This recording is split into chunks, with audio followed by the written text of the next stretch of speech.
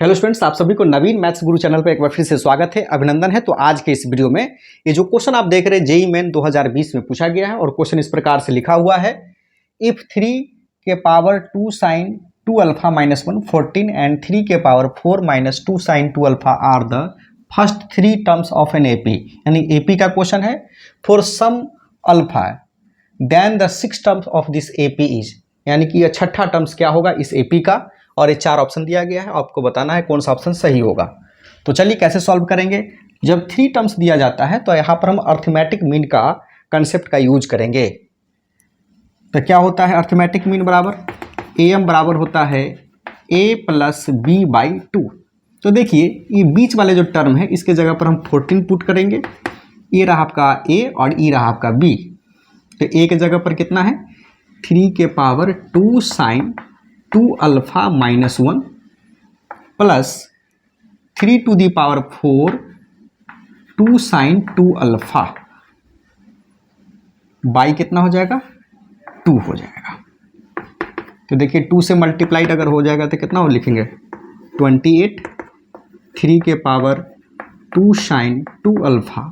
और जैसे -1 है तो आप इसे ऐसे लिख सकते हैं, क्योंकि देखिए अगर x के पावर a माइनस बी है आप इसे लिख सकते हैं x के पावर a अपॉन x के पावर b।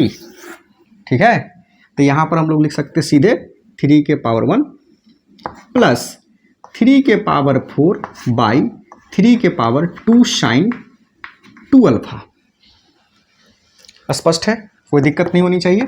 28 3 के पावर 2 साइन 2 अल्फा बाई में 3 और यहाँ 3 के पावर 4 के जगह पर लिख सकते हैं 81 3 के पावर 2 साइन 2 अल्फा।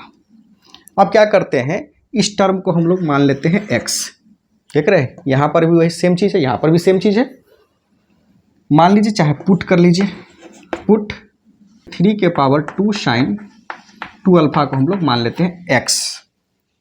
ठीक है, तो क्या होगा 28 x by 3 plus 81 by x।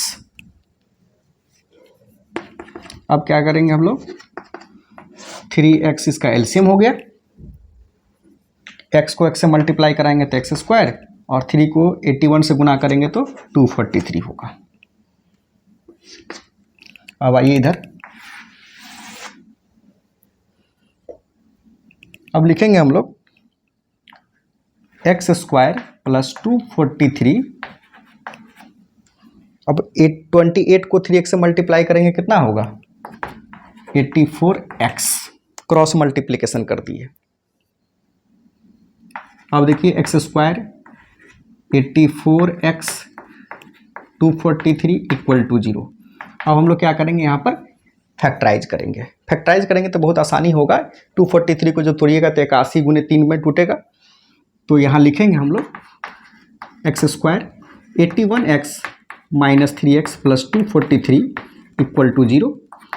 तो x कॉमन करेंगे तो x माइनस 81 और यहाँ पर 3 कॉमन करेंगे तो x माइनस 81 इक्वल टू 0। समझ पा रहे हैं आप लोग। अब देखिएगा x minus 3 into x minus 81 equal to 0, यानी कि x का 2 वैल्यू आया, x इक्वल टू 3 और एक आएगा यहाँ पर 81।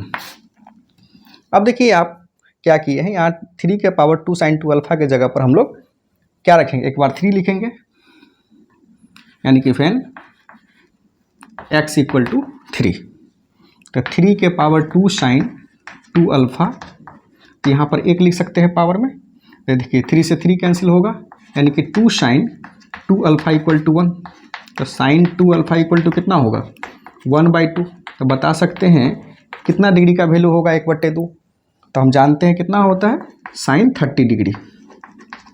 ठीक है, साइन से साइन कटेगा, 2 अल्फा का जो वैल्यू होगा यहाँ पर कितना आएगा 30 डिग्री।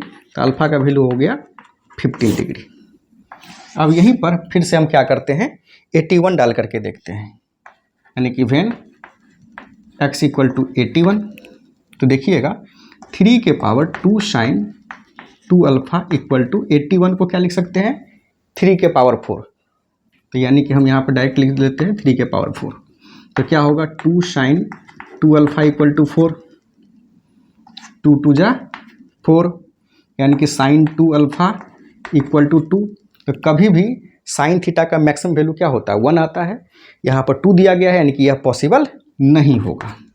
तो ये बात स्पष्ट हो गया, अल्फा का वैल्यू कितना होना चाहिए 15 डिग्री।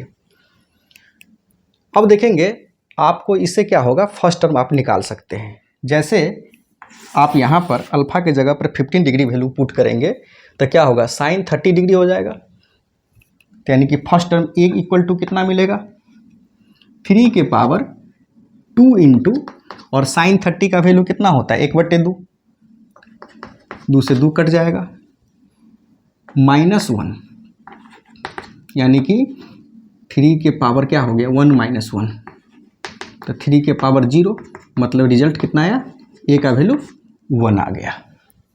ठीक है, अब देखिए सेकेंड टर्म आपको पता ही है, यानी कि T2 बोल सकते हैं 14 है। तो कॉमन डिफरेंस कितना होगा, तो कॉमन डिफरेंस यानी कि इसको हम T1 भी लिख सकते हैं, है ना। तो कॉमन डिफरेंस बराबर क्या होता है T2 - T1।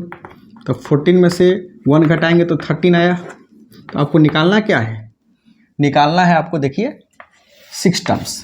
तो T6 बराबर क्या होता है A + 5D, चूँकि आप जानते हैं कि Tn बराबर A + n - 1 इंटू डी होता है। जैसे आप यहाँ पर 6 डालेंगे तो 6 में से 1 घटेगा तो 5 हो जाएगा।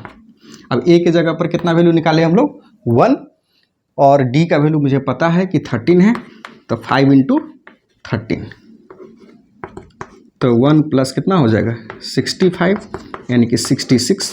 तो इस तरह से आप देखिएगा कौन सा ऑप्शन सही होगा, तो इसका ऑप्शन होगा option number D is the correct answer. तो मैं आशा करता हूं कि आप लोगों को वीडियो अच्छी तरह समझ में आ गया होगा। तो फिर मिलेंगे हम लोग नेक्स्ट वीडियो में, तब तक के लिए धन्यवाद, थैंक यू।